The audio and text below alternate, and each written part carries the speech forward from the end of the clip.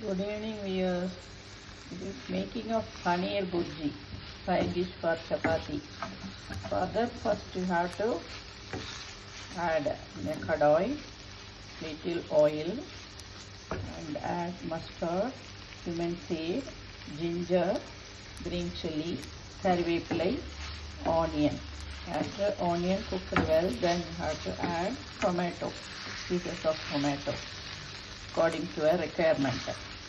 After tomato cooked well, you have to add garam masala powder, red chili powder and dhania powder. Then finally you have to add the smashed paneer.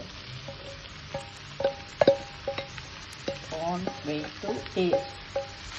It's very yummy.